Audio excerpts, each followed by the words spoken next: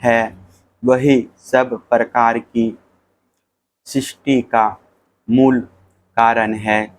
उसी में यह सारा विश्व सूत में ताने बाने की तरह ओतप्रोत है और इसी के कारण जीव को जन्म मृत्यु के चक्र में पड़ना पड़ता है।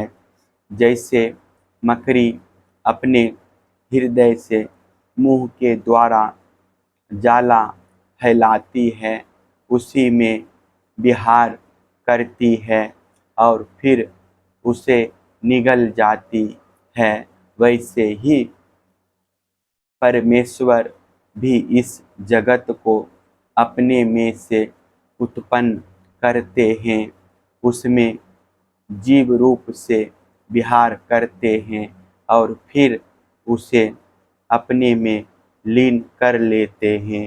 राजन, मैंने भृंगी, बिल्ली, कीड़े से यह शिक्षा ग्रहण की है कि यदि प्राणी स्नेह से, द्रोह से अथवा भय से भी जानबूझकर एकाग्र रूप से अपना मन किसी में लगा दे तो उसे उसी वस्तु का स्वरूप प्राप्त हो जाता है।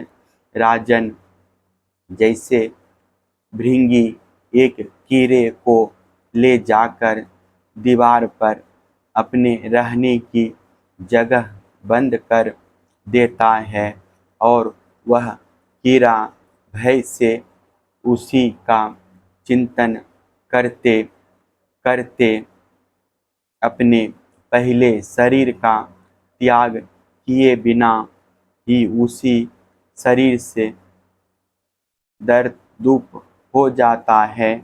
राजन, इस प्रकार मैंने इतने गुरुओं से ये शिक्षाएं ग्रहण की। अब मैंने अपने शरीर से जो कुछ सीखा है वह तुम्हें बताता हूँ, सावधान होकर सुनो। यह शरीर भी मेरा गुरु ही है, क्योंकि यह मुझे विवेक और वैराग्य की शिक्षा देता है। मरना और जीना तो इसके साथ लगा ही रहता है। इस शरीर को पकड़ रखने का फल यह है कि दुख पर दुख भोगते जाओ। यद्यपि इस शरीर से तत्व विचार करने में सहायता मिलती है, तथापि मैं इसे अपना कभी नहीं समझता। सर्वदा यही निश्चय रखता हूँ कि एक दिन इसे सियार कुत्ते खा जाएंगे, इसलिए मैं इससे असंग होकर विचरता हूँ।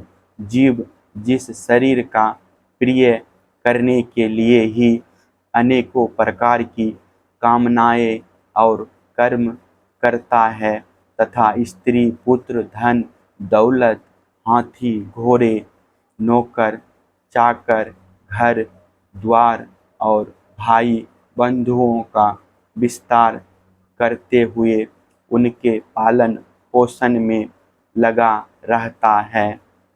बड़ी बड़ी कठिनाइयाँ सहकर धन संचय करता है। आयुष्य पूरी होने पर वही शरीर स्वयं तो नष्ट होता ही है, वृक्ष के समान दूसरे शरीर के लिए बीज बोकर उसके लिए भी दुख की व्यवस्था कर जाता है। जैसे बहुत सी सौतें अपने एक पति को अपनी अपनी ओर खींचती है, वैसे ही जीव को जीव एक और स्वादिष्ट पदार्थों की ओर खींचती है तो प्यास दूसरी ओर जल की ओर, जननेन्द्रिय एक और स्त्री संभोग की ओर ले जाना चाहती है तो त्वचा, पेट और कान दूसरी ओर कोमल स्पर्श, भोजन और मधुर शब्द की ओर खींचने लगते हैं। नाक कहीं सुंदर गंध सूंघने के लिए ले जाना चाहती है तो चंचल नेत्र कहीं दूसरी ओर सुंदर रूप देखने के लिए। इस प्रकार कर्म इंद्रियां और ज्ञान इंद्रियां दोनों ही इसे सताती रहती है।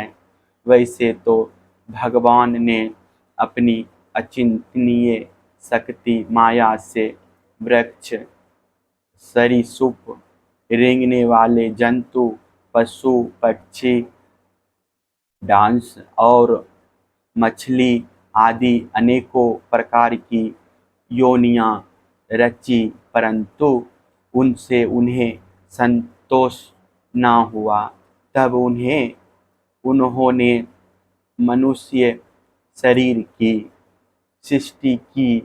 यह ऐसी बुद्धि से युक्त है जो ब्रह्म का साक्षात्कार कर सकती है। इसकी रचना करके वे बहुत आनंदित हुए।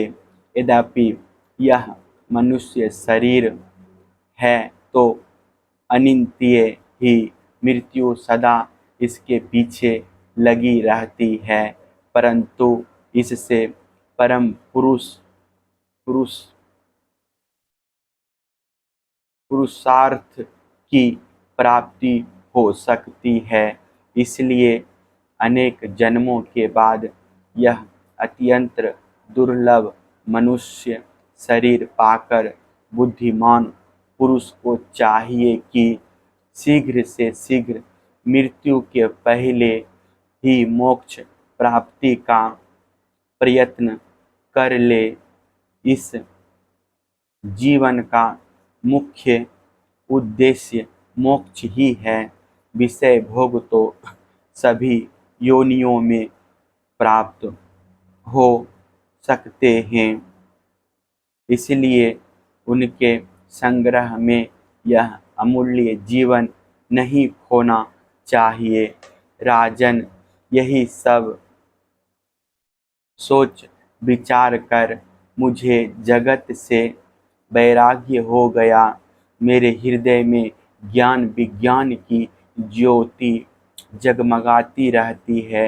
ना तो कहीं मेरी आसक्ति है और ना कहीं अहंकार ही। अब मैं स्वच्छंद रूप से इस